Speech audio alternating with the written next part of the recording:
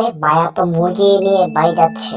আমি থাকতে বায়াকে তো কোনো অবস্থাতেই মুরগি নিয়ে বাড়ি যেতে দিব না। এক্ষুনি এই মুরগি আমাকে নিতে হবে। ও বন্ধু, তুমি কোথায় যাচ্ছ? অনেক দিন পরে তোমাকে দেখলাম। তোমাকে তো দেখাই যায় না বন্ধু আজকাল। আরে ভাইয়া, আমি তো বাজারে গেছিলাম মুরগি কিনতে। আমার বাড়িতে সন্তানরা মুরগি খাওয়ার জন্য কান্নাকাটি করতেছে, তাই আমি বাজার থেকে একটি মুরগি কিনে নিয়ে আসলাম। ভাইয়া, তোমার কি খবর? বন্ধু, আমার খবর তো অনেক ভালো, কিন্তু তোমার খবর তো বেশি ভালো না বন্ধু। তোমার বাড়ির দিক থেকে মাত্র আসলাম। তোমার বাড়িতে দেখলাম অনেক কান্নাকাটি হচ্ছে, তোমার সন্তানগুলো মারা গেছে। দেখে আমার অনেক খারাপ লাগছে বন্ধু। কি বলতেছো বন্ধু? আমি আসার সময় তো দেখে আসলাম তারা ফুর্তিতে খেলা করতেছে, কিভাবে মারা গেল? বোকা বন্ধু আমার, তুমি আমার চালাকি ধরতেই পারলা না। বোকা কোথাকার। এখন এই মুরগি আমি বাড়িতে নিয়ে আমি একা একা খাবো।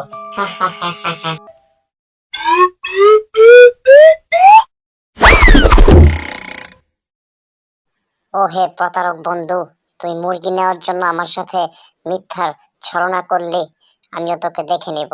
আমার সন্তানরা মুরগি খেতে চাইছিল, তোর জন্য আমার সন্তানরা মুরগিটা খেতে পারলো না।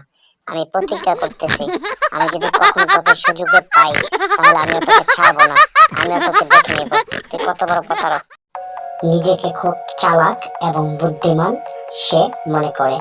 বনে তার জন্য কেউই ঠিকঠাক মতন বসবাস করতে পারে না। কারো ক্ষতি করাই যেন তার নেশা এবং পেশায় পরিণত হয়েছে। এভাবেই সবাইকে সে ধোঁকা এবং প্রতারণা করে বেড়ায়। তার যন্ত্রণায় বনের সবাই অতিষ্ঠ হয়ে যায়। নিশিরাইতে জোনাক জলে আমার ঘরে আন্দার, তোমার ভালোবাসায় আমি পুইরা পুইরা হইয়াছি যে আন্দার। সবাইকে কষ্ট দেওয়াই কি তোমার কাজ? তুমি বনের সবার সাথে এরকম প্রতারণা করো কেন? এইভাবে যদি তুমি সবার সাথে প্রতারণা করতে থাকো, এক সময় তো আমরা আর বনে থাকতে পারবো না। সবাই তো আমাদেরকে বন থেকে বের করে দেবে। এইগুলো কি বলছো তুমি? আমি আবার কার সাথে প্রতারণা করলাম? কখন করলাম? তুমি কি দেখেছো আমাকে কারোর সাথে প্রতারণা করতে? আমি কি তোমার পিছনে লেঙ্গুর দৌড়ে ঘুরে ঘুরে বেড়াই যে আমি দেখবো তুমি কার সাথে প্রতারণা করছো? সবাই বলা বলি করে তুমি বনের সবাইকে নাকি অতিষ্ঠ করতেছো, জ্বালা যন্ত্রণা করতেছো। সবার জিনিস তুমি চালাকি করে নিয়ে আসো। যাই হোক, যা ঘটেছে তো ঘটেছেই। এখন চলো আমরা আমাদের বাপের বাড়ি থেকে ঘুরে আসি কয়েকদিন। সেটাই তোমার জন্য আমার জন্য ভালো হবে। ওয়াও তো ওয়াও না। এবার যদি শ্বশুর বাড়ি যেতে পারি, তাহলে এবার পেটুক ওই শ্বশুরের কাছ থেকে টাকা হাতিয়ে নিয়ে আসবো।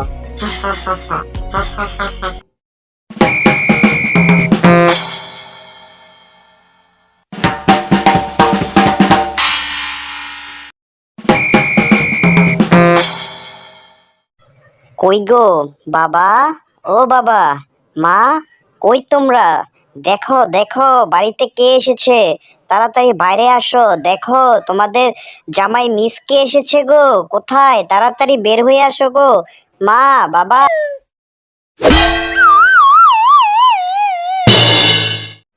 এতে দেখি গরিবের গড়ে হাতির পাড়া।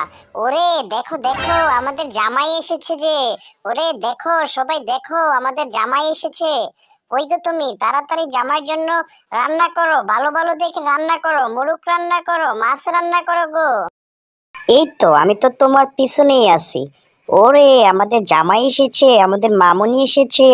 তুমি কোনো চিন্তা করো না গো, আমি এক্ষুনি আমাদের জামাই বাবাজির জন্য রান্না করতেছি। জামাই যা যা খায় আমি সব কিছু রান্না করতেছি। মা, তুই জামাইকে নিয়ে ঘরের ভিতরে যা।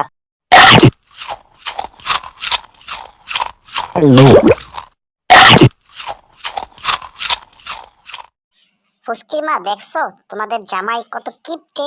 সে এত বছর পর শ্বশুর বাড়িতে আসলো, কিছুই নিয়ে আসলো না। সে খালি হাতে শ্বশুর বাড়িতে আসলো। তার কি লজ্জা শরম কি কিছুই নাই গো ফুসকির মা?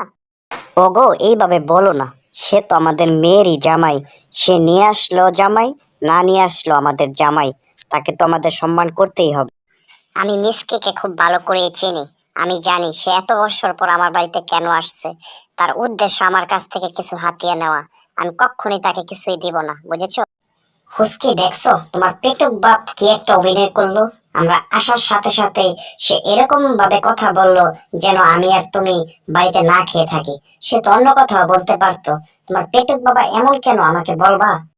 মিসকে, আমার বাবাকে তুমি আর কখনোই পেটুক বলবে না। তুমি যদি আবারও আমার বাবাকে পেটুক বলো তাহলে কিন্তু আমি তোমার খবর করে ফেলবো। পেটুককে তো পেটুকই বলবো, তাই না? শোনো আমার কথা, যেহেতু আমরা তোমার বাড়িতে এসেছি, আমরা কিন্তু খালি হাতে যাব না। তোমার বাবাকে বুঝিয়ে শুনিয়ে আমরা তোমার বাবার কাছ থেকে টাকা নিয়ে যাব, তারপর আমি দোকান দেব। বাবা যদি তোমার মতো বাদাইম্মাকে টাকা দেয় তাহলে আমার আপত্তি নাই। তুমি বাবার কাছ থেকে টাকা নিয়ে দোকান একটা না 5টা দিতে পারো, আমার কোনো আপত্তি নাই।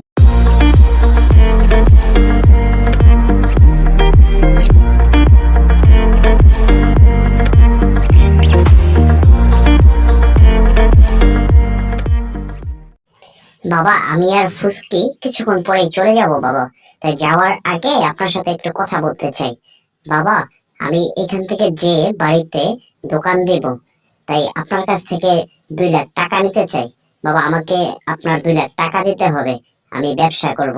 আমি ফুসকিকে নিয়ে অনেক কষ্টে আছি বাবা, আমরা চলতে পারতাছি না ঠিকঠাক মতন। আপনি যদি আমাদেরকে 2 লাখ টাকা দেন তাহলে আমি ফুসকিকে নিয়ে ভালো থাকবো বাবা, বুঝেছেন? কি বললা বাবা? আমি তো কিছুই শুনি নাই। বাবা আমার তো বয়স হয়ে গেছে এখন, আগের মতো আর কানের তেমন শুনি না। একটু জোরে জোরে আবার একটু বলো তো বাবা, কষ্ট করে। বাবা আমি আপনাকে বলেছি আমার 2 লাখ টাকা লাগবে। আমি নতুন করে একটি দোকান দিব। আপনার মেয়ে আর আমি খুব ভালো থাকবো যদি আপনি 2 লাখ টাকা দেন, তাহলে আমাদের সংসারটা অনেক ভালো যাবে। আপনি কি এইবার শুনছেন কানে? এইবার শুনছি বাবা। তোমার 2 লাখ টাকা লাগবে, সেটাই তো বললা তুমি। এখন আমি বাবা তোমাকে কোত্থেকে টাকা দেব? আমার কাছে তো বাবা এখন কোনো টাকা নাই। যাও, আগামী বছরের বৈশাখ মাসে আমি তোমাকে 2 লাখ টাকা দেব। তখন তো আমাদের জমিতে অনেক ধান হয়, সেই ধান বিক্রি করে আমি তোমাকে 2 লাখ টাকা দেব বাবা। তুমি কি বুঝেছো বাবা আমার কথা? আমার সাথে চালাকি করে আজ পর্যন্ত কেউ পার পায় নাই, আর আপনি শ্বশুর আব্বা পার পেয়ে যাবেন। টাকা তো আমাকে দিতেই হবে আব্বা, সেটা এখন হোক বা কিছুক্ষণ পর। কিভাবে টাকা আদায় করতে হয় সেই টেকনিক আমি খুব ভালো করেই জানি শ্বশুর আব্বা। এই নেন আপনাদের জিনিস, আপনাদেরকে বুঝিয়ে দিয়ে আমি চললাম। আপনাদের জিনিস আমার আর প্রয়োজন নাই। আপনাদের মেয়েকে আপনারাই দেখে রাখেন, ভালো রাখেন। আমি একা একাই আমার বাড়ির দিকে চলে গেলাম, বুঝেছেন? বাবা মিচকে, তুমি এগুলা কি বলতেছো? বাবা মিচকে, আমাদের মেয়েকে তো তোমার কাছে বিয়ে দিয়েছি, আমাদের কাছে কেন রেখে যাবে বাবা মিচকে? আগামী বছর বৈশাখ মাসে যখন আপনার ধান গড়ে উঠবে, ঠিক তখনই বাবা আমি আবার আসবো আপনার মেয়েকে নিতে। এখন আপনার কাছে রাখেন আপনার জিনিস, আমার কাছে রাখার দরকার নাই। এখন আমার টাকা দরকার, আমি টাকার পিছনে দৌড়াবো। বাবা মিসকে, তোমার 2 লাখ টাকা লাগবে? আমি তোমাকে আরো 2 লাখ বাড়িয়ে 4 লাখ টাকা দিতেছি। তুমি বাড়ি যাই এক্ষুনি বড় দেখে একটা দোকান দিবা। এই 4 লাখ টাকা দিয়ে তুমি ব্যবসা করে বড়লোক হও, এবং আমার মেয়েকে তুমি নিয়ে যাও, এবং আমার মেয়েকে তুমি সুখে রাখো। তোমরা ভালো থাকো।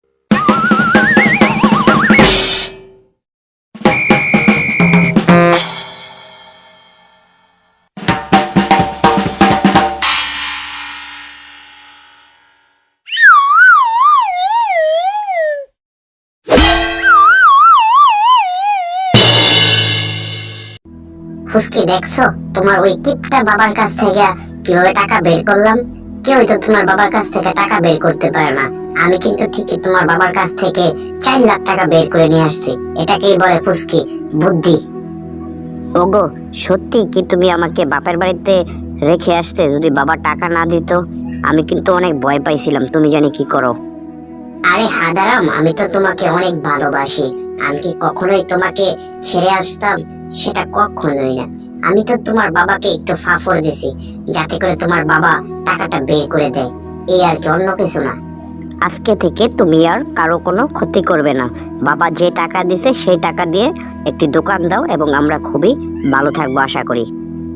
টাকা রে তুই আমার কাছে আয় উইরা উইরা, ও টাকা, ও টাকা, ও টাকা। বন্ধুরা, আজকের গল্পটি যদি তোমাদের কাছে ভালো লেগে থাকে তাহলে অবশ্যই অবশ্যই আমার চ্যানেলটি সাবস্ক্রাইব, লাইক এবং শেয়ার করে দিবে এবং পরবর্তী কোনো ভিডিও পেতে অবশ্যই অবশ্যই আমার চ্যানেলটি সাবস্ক্রাইবের পাশে থাকা নোটিফিকেশন বাটনে ক্লিক করে রাখবে। সবাই ভালো থাকো, সুস্থ থাকো।